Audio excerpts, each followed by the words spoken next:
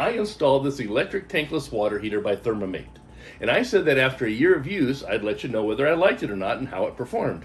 Well, it's actually been a year and a half, so a little longer than I expected, but that last 6 months is going to provide some pretty interesting data, I think.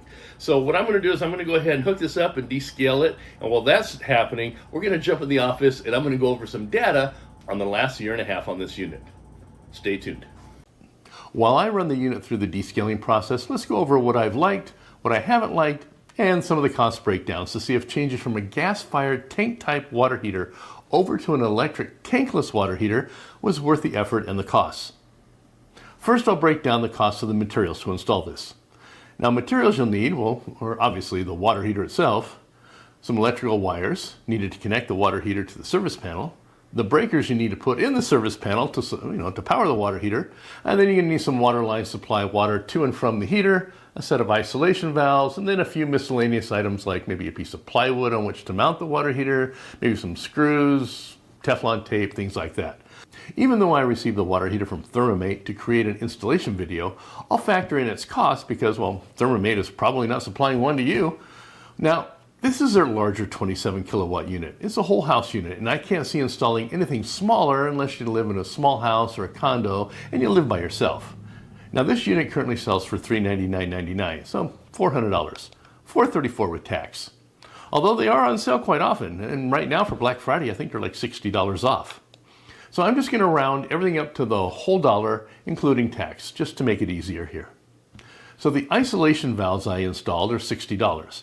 Now you can find them ranging from $40 all the way up to $200. And I went with the ones I used because, well, they were cheap, and I wanted to see if they would perform as well as the ones twice their cost. 18 months later, and I've had no leaks, and they seem to work just fine. Next are the breakers. Now this unit requires 3 40 amp dual pole breakers. Now that cost me $56 just for the breakers. Then the wire sent me back another $92. And all the materials associated with the electrical, like the conduit and fittings, added another $43. Now the cost of the electrical parts could vary widely depending on how far you have to run it. Now I was very close to my service panel, within about 12 feet. But keep in mind there's a black and a red for each breaker, so that's 24 feet for each breaker, times 3, plus another 12 foot for the ground. Now, if you can use Romex and not need all the conduit and fittings and everything like I used, you may be able to get off a little bit cheaper here. But if you have to run it a long way, well, then you could easily spend a lot more. For the plumbing, I had to run 3/4 inch packs from one end of my garage all the way to the other end where I mounted the water heater. Those were for the supply lines for water to the water heater and then going back from the water heater to where it goes. Plus a couple ball valves so I could shut the water on and off as needed. A couple sections of 3/4 inch copper so I had a nice, clean, pretty setup. Not to mention all the fittings. So all the plumbing materials ran me $481. Now yours may be a lot less if you're mounting your tankless where your old tank unit was. So you already have water lines nearby and you may only need some supply lines and maybe a couple fittings. Now for all the miscellaneous stuff like pipe clamps, plywood, screws, Teflon tape, thread sealing, all that kind of stuff, I factored in another $50. So for a total of the materials came to $1,216 for me. Now, if you don't install it yourself and you have to hire an electrician and a plumber, you can easily tack on another $1,500 to $2,500 depending on your situation and the rates in your area and how far away you have to run it. So the grand total could easily set you back $2,700 to $3,700. And that's if you're supplying the materials and contracting out the labor. I mean, if you're going to have your contractor provide the materials, it's going to be a little higher because they got their little markup on it. Now also figure you have to remove your existing tankless, or I'm sorry, your existing tank type, and that's just more labor if you don't do it yourself. Well, see, it's not cheap, but it's not really that bad, especially if you can get it done for these figures. Now, I already know the cost of materials has gone up over the last 18 months, so you can probably bump up these figures maybe another 10 to 20%. So, was it worth it? Well, let's look at my utility costs since installing it. Now, I knew my electric bill would go up, but I was hoping that the money saved on my gas bill would help offset it. Did it? Well, before I get into my bills, all right, let's get back into the utility cost. Now my utility bills are from mid-month to mid-month, which worked out well since I installed the heater mid-month. Here are my gas bills for the first 12 months since installing the water heater. Now I went down every month except for November-December bill, which was way up there. Not sure what happened there, but overall I went down almost $178 for the year on my gas bill, or an average drop of $15 a month. So, how did my electrical consumption compare? Well, I needed to use no more than $15 a month over the year prior to not lose any money on this deal. Outside of the first 3 months, my energy use actually went down each month. Now that was unexpected. For the year, I actually used $560 less in electricity after I installed the water heater than I did the year prior. I was blown away. I mean, if you look at the totals between my gas and electric, I went up the first 3 months, but the final 9 months, I saved money. Probably because I was taking 1 to 3 hour showers, in the beginning. I just wanted to see if it would actually give me endless hot water. And it did. Well, for the year, I saved $738.03, or an average of $61.50 a month. What's even more incredible is that the rates on my utilities have gone up. So if I applied the same rates from the prior year to this year, I technically saved even more money. Now in June of this year, I had a friend move into my house, and she's here all the time. She doesn't work outside of the house, so my utilities are used more often. Now, when I was by myself, I'd be out in the field all day working. But now someone is here all the time using, the TV, the stove, hot water, etc., all day long. So what do my utilities look like these last 6 months? Well, here you go. My gas went up a little bit, $1.35 a month. That's nothing compared to last year. Now, I contribute that to her cooking and baking all the time. I mean, it's like a magic refrigerator. Every time I open it, there's something yummy inside. I mean, it's killed my weight, but it's nice to have good food all the time. Now, here's the shocking part. Electricity usage actually went down again, averaging just over $18 a month less than this period last year. Now, all of these figures are after the electric tankless was installed, and with 2 people now in the house, and one of them that's here all the time. So, I mean, I'm paying $17 less per month on my utilities. Now, that's incredible. I mean, how am I using less electricity now? Then I realized because I'm remodeling the house and the yards, I drained the pool so the pool pump isn't operating. And that's a pretty big energy monster right there. So it probably would have eaten up that $61.50 in savings that I experienced. But then what about these last 6 months? How do you explain that? I mean, from May through November of last year, I didn't have the pool pump running, just like this year. And I have a second person living in the house. And my electric consumption still went down.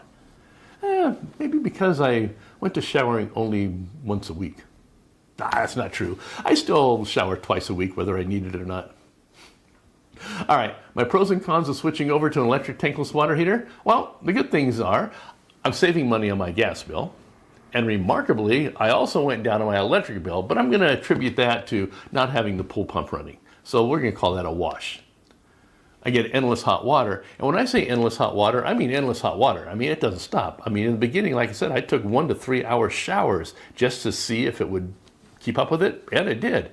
Now, endless hot water does not mean instant hot water. It means endless. So you still have the water lines going from the water heater to whatever fixture you're using. So you have to get the cold water that's in those lines out before you get hot water. So it's still going to be some time before you get the hot water. It's all going to depend on how long those lines are. But once you get the hot water, it's always hot. I mean, 3 hour shower and that temperature never fluctuated. Another pro, well, less space taken up in the garage. I mean, the tankless water heater is a lot smaller than those tank type ones. Plus, the tankless tend to last longer. Now, in this area, a gas-fired tank-type water heater typically lasts about 8 years without a water softener or maintenance on it, which people normally don't have here. A tankless, provided you maintain them yearly, should last at least twice that long. All right, so what are some of the cons? Well, the biggest one is the upfront cost. You can consider at least $2,500 and up. And you can see that I'm not saving any money on my utilities to offset those costs. So you got to figure that's just money out of pocket that you're going to lose right offhand. Now, of course, if you can do it all yourself, then you can save on those costs. Another cost would be, well, the electrical system requirements. Now, not just running electrical lines to power it, but your service panel needs to be able to support it also.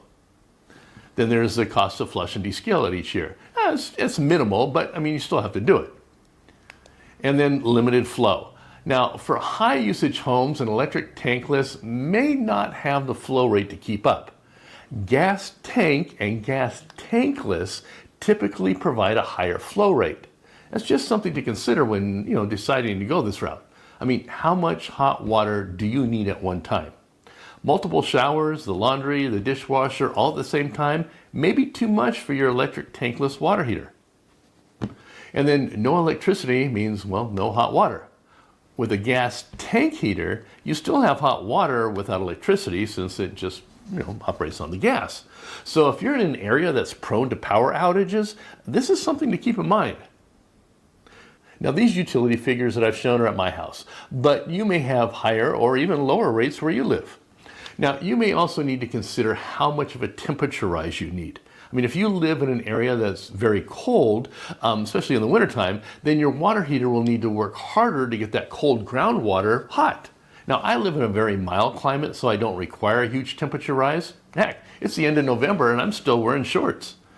Now, of course, if you live in a cold climate and you use gas for heating your water, then you may save a lot more on your gas bill by switching over to electric.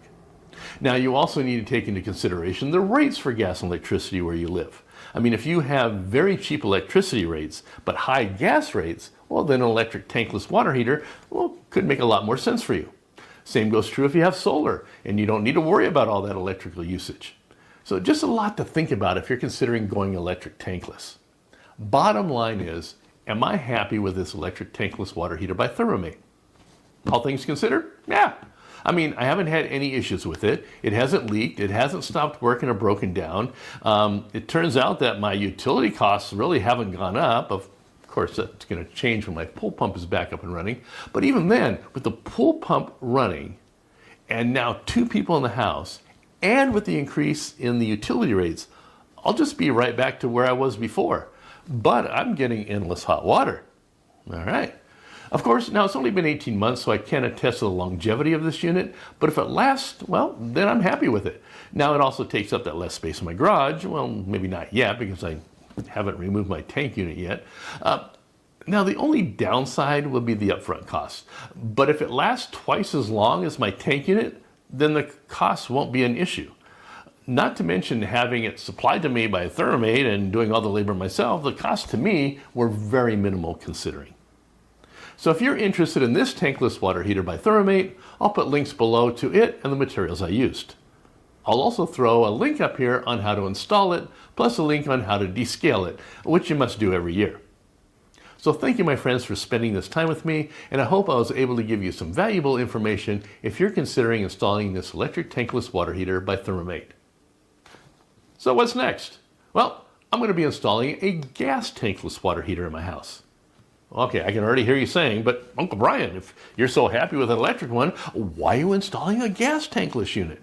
Well, a couple reasons. One, it was supplied to me by the manufacturer to do a video on it, so it didn't cost me anything. That's the big one. 2, I want to give you choices. Plus, some of you an electric tankless may not be an option, or maybe even the best option.